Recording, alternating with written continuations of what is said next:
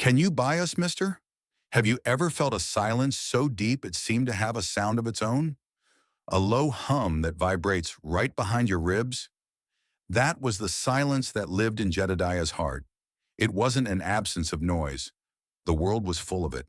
The jingle of his spurs, the creak of saddle leather, the lonesome call of a hawk circling a pale, endless sky. But underneath it all was a quiet ache, a constant companion that had followed him for 10 long years as he drifted from one dusty town to the next. His only real conversation was with his horse, a sturdy buckskin named Dusty, whose patient sighs and soft nickers seemed to understand more than most people ever could. Jedediah was a man carved from the landscape he traveled, weathered, quiet, and keeping his secrets close. But in a town forgotten by just about everyone, a place clinging to existence like the last leaf on a winter branch, a little voice was about to break that silence in a way he never imagined. A question was waiting for him, a question that would shake the foundations of his lonely world and change his life forever. The sun beat down on the town of Last Chance, a name that felt more like a final plea than a promise. It was a place that looked like it had given up on its name years ago, left to bake and peel under the relentless western sky. The paint on the false front buildings had blistered and curled away, revealing the tired, gray wood beneath.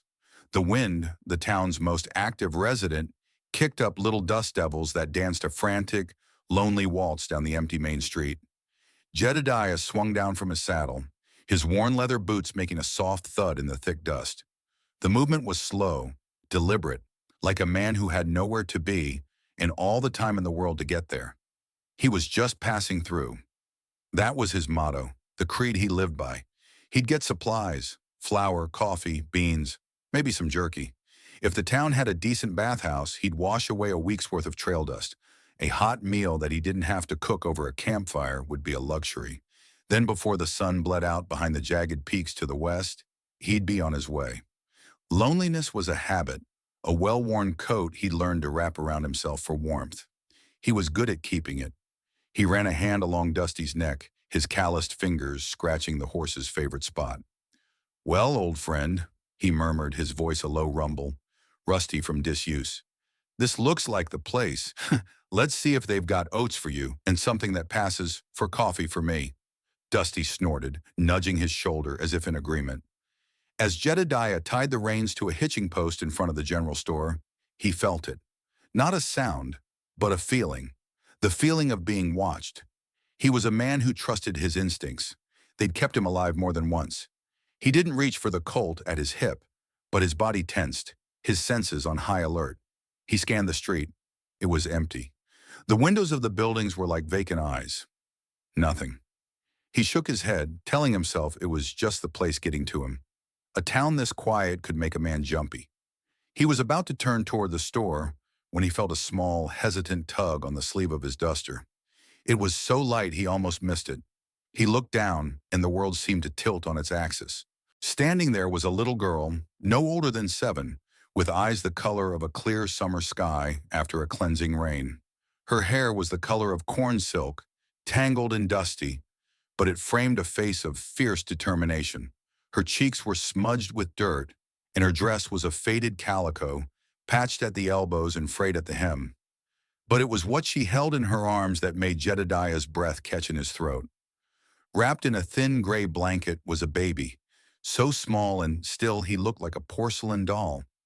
The baby was fast asleep, its tiny chest rising and falling in a steady, peaceful rhythm, oblivious to the harsh world it had been born into. The girl looked up at him, her gaze direct and unnervingly serious for someone so young. "Mister," she said, her voice small but as clear as a bell in the heavy silence. Jedediah, a man who had faced down outlaws and stared into the eyes of rattlesnakes, found himself speechless. He wasn't used to being spoken to, especially not by children. The trail was a solitary place, and the towns he passed through were usually filled with hard men and weary women who kept to themselves. Children were a rare sight in his life, a reminder of a world he had long since left behind. He cleared his throat and tipped his hat back, a gesture of politeness that felt foreign and clumsy. "Well, hello there, little lady." The girl didn't smile. She shifted the weight of the baby in her arms, a practiced maternal movement that seemed far too old for her small frame. "We saw you ride in," she said, her voice steady. "You sat tall in the saddle. You look strong." She took a small breath, gathering her courage. "Can you buy us, mister?" The words, spoken so plainly, so innocently, didn't just hit Jedediah. They broke through a wall he had spent a decade building, brick by painful brick. They bypassed the calloused exterior and struck something deep inside him, something he thought had turned to stone long ago. A deep, sudden ache spread through his chest, sharp and overwhelming. It was the echo of an old grief, a phantom limb of the heart he hadn't allowed himself to feel in years. He didn't answer right away. He couldn't. He knelt, the worn leather of his trousers groaning in protest. Bringing himself down to her level, the world seemed to stop.